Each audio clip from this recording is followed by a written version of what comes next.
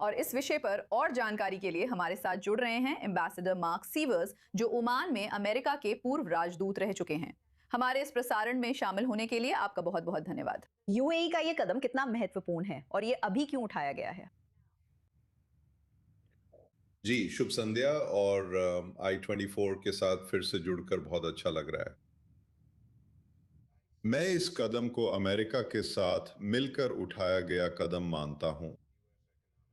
आर्थिक दबाव अभियान जो न केवल ईरानी बंदरगाहों की नाकाबंदी और उनकी तेल बिक्री को सुदूर पूर्व में रोकने में तेजी ला रहा है, बल्कि वित्तीय उपाय भी।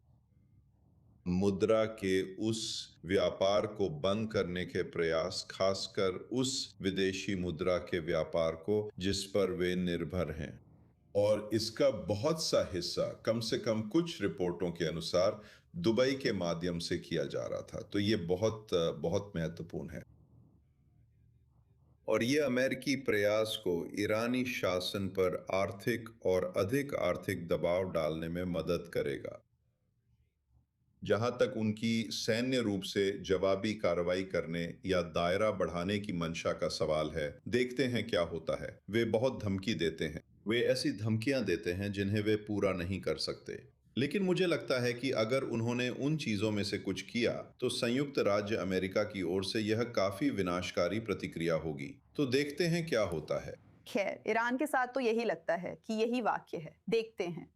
लेकिन ये ईरान की अर्थव्यवस्था को सीधे तौर पर कितना प्रभावित कर सकता है? इसे एक गंभीर झटका बताया जा रहा है।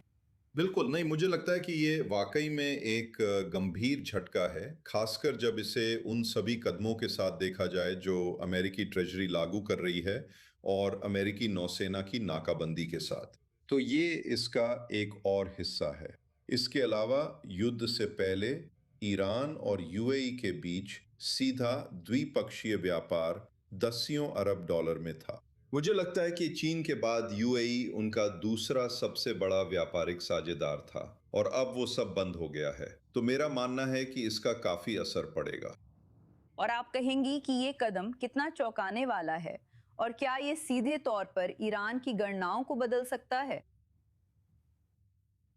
मुझे लगता है कि इसका असर कुछ समय बाद ही दिखेगा। हमें नहीं पता कि इसमें कितना समय लगेगा। मुझे लगता है कि शुरू में शायद अमेरिका मैं शायद इस बात को लेकर थोड़ा ज्यादा आशावादी था कि उनके बंदरगाहों की नाकाबंदी, उनके व्यापार को रोकना, बातचीत में उनकी स्थिति को कितना नरम कर पाएगा। वो नहीं हुआ। लेकिन जैसे जैसे ये समय के साथ चलता रहा, उनके पास संसाधन कम होते गए। वे अपने बिल नहीं चुका सकते, वे अपने समर्थक गुटों को वित्त पोषित नहीं कर सकते, वे अपने सरकारी कर्मचारियों को वेतन नहीं दे सकते, वे अपने लोगों को पेट्रोल और शायद बिजली भी नहीं दे सकते। तो वे बहुत गंभीर मुसीबत में हैं। दूसरी तरफ निश्चित रूप से जलदमरू मध्य के बंद होने से, आपूर्ति श्रृंखलाओं के रुकने से अंतर्राष्ट्रीय ऊर्जा बाजारों पर भी असर पड़ता है। जैसे कि आप जानते हैं, तेल की कीमत और इसी तरह की चीजें। तो लेकिन मुझे लगता है कि आर्थिक लागत लाभ के लिहाज से अभी ईरान कमजोर स्थिति में है। अगर वे तनाव बढ़ाना चाहते हैं और सैन्य कार्रवाई पर लौटना चाहते हैं तो वह एक अलग स्थिति होगी।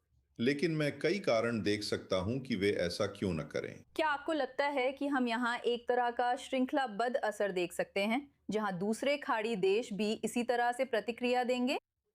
और क्या इससे यहाँ के नतीजों या गणनाओं में कोई बदलाव आएगा?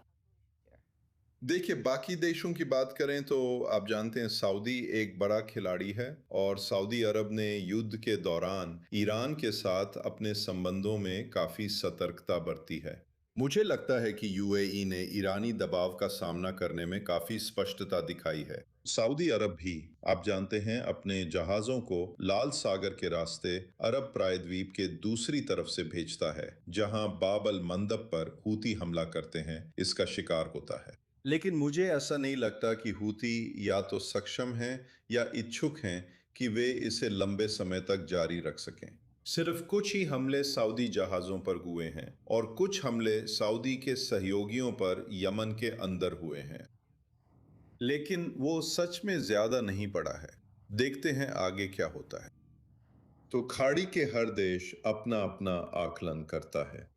कतर के लोग बेशक जब भी बातचीत हुई है तो वे उस प्रक्रिया का हिस्सा रहे हैं और वे अपने ईरान के साथ संबंधों को बहुत महत्व देते हैं।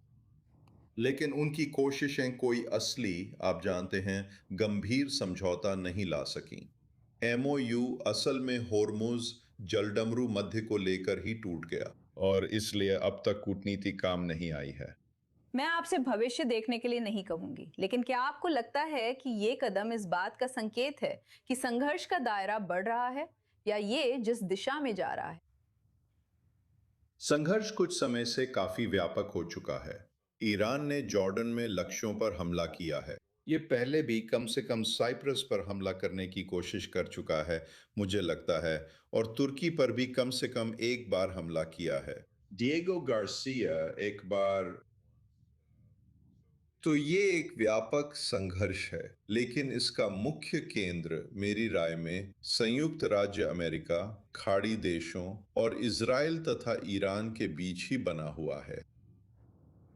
और मैं सच में नहीं देखता कि ये इससे आगे और फैलेगा। लेकिन ये बढ़ सकता है, ये निश्चित रूप से सच है। मुझे लगता है कि ये फैसला ईरान को लेना है। ठीक है। एम्बेसडर मार्क सीवर्स, हमारे साथ जुड़ने के लिए आपका बहुत धन्यवाद। मुझे खुशी हुई, धन्यवाद।